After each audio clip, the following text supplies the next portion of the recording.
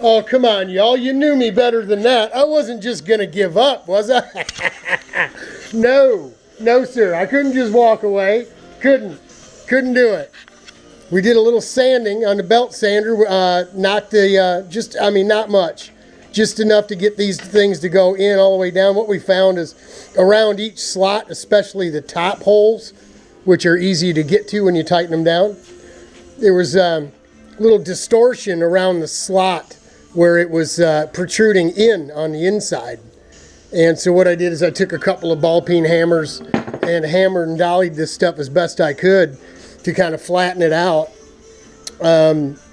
Doesn't really much matter. What we wanted is, and we also have an obstruction here. This is a riv nut of some kind where the adjuster deal goes on here, right?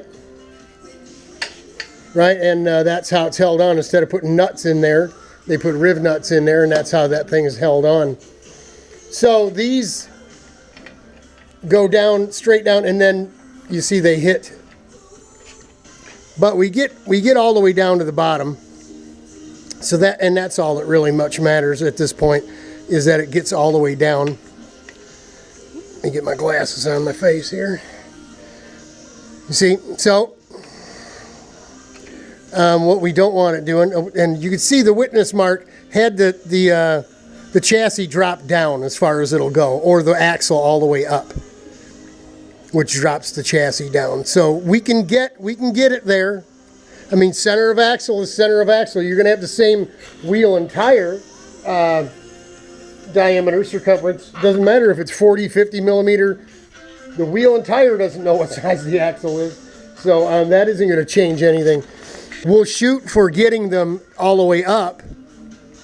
What we'll do is we'll bolt the bottoms down good and tight, and then go ahead and probably try to mark it as best we can where it's got to come off. You remember, we still have to open this up, which is gonna get this thinned right down to nothing. And you know what? It's not gonna make any difference, because what I'm gonna do is weld another piece of steel right over it. I'll cut another piece with the proper slots in it, and we'll just weld it all the way around and just cover this entire face, which will double it up, make it good and strong. You know, you start opening this hole up, getting close to the mounting holes, getting things all, you know, where there's not a lot of material there. These carts have a lot of G load, you know, lateral G, and all of that is transmitted through the wheel, the tire, the axle, into the bearings, into the chassis, or the bearing mount. So, yeah, we'll probably have to go back to the hardware store and buy a little bit longer bolt too, after spending $50. But just wanted to, I couldn't go in the house and just call it a night without at least getting these things to fit in here.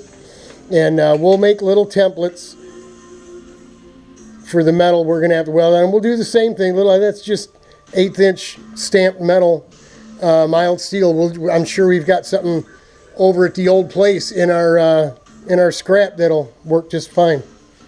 If not, we'll hit up the Metal Mart. We'll get it done. I'm done for the night now. Godspeed. God bless y'all. Hang in there. If you stay after it, it starts coming around.